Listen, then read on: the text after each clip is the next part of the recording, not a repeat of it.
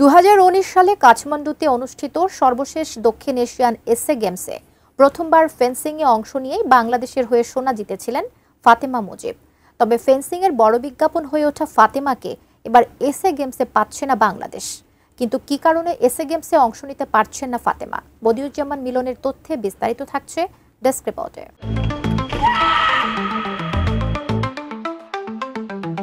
বাংলাদেশের অপ্রচলিত খেলা ফেন্সিংকে আলোয় এনেছিলেন ফাতেমা মুজিব। 2019 সালে কাঠমান্ডুতে অনুষ্ঠিত সর্বশেষ দক্ষিণ এশিয়ান গেমসে প্রথমবার অংশ নিয়েই ফেন্সিংয়ে সোনা জেতেন তিনি। ফাতেমার স্বপ্ন ছিল আরেকটি এসএ গেমসে সোনা জিতে সাফল্যের ধারাবাহিকতা ধরে রাখা, কিন্তু ফেন্সার ফাতেমার সেই স্বপ্ন মুখ থুবড়ে পড়েছে। ইনজুরিতে পড়ে অন্তত 4 মাসের জন্য খেলা থেকে ছিটকে গেছেন তিনি। তাকে আপাতত পরিপূর্ণ বিশ্রামে থাকতে বলেছেন চিকিৎসকরা। আগামী বছর জানুয়ারিতে পাকিস্তানে অনুষ্ঠিত হবে 14তম এসএ গেমস। এই গেমসকে সামনে রেখে 26টি ডিসপ্লেইং এর ক্যাম্প শুরু হয়েছে, কিন্তু সেই ক্যাম্পে নেই ফাতেমা।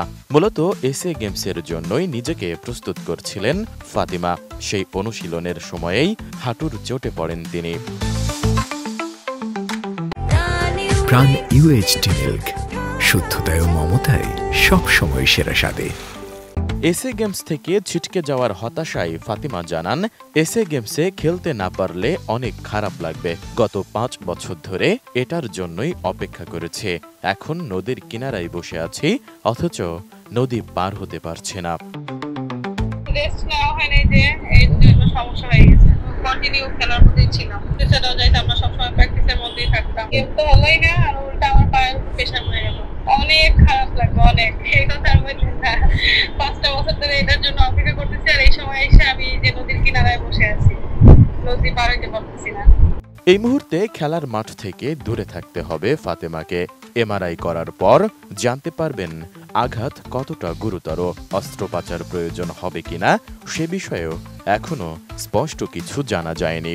তবে অন্তত 4 মাস ফেন্সিংয়ের তরবারি হাতেই তুলতে পারবেন না তিনি। 2-3টি গেমস অফ রাখতে পরামর্শ দিয়েছেন ডাক্তার।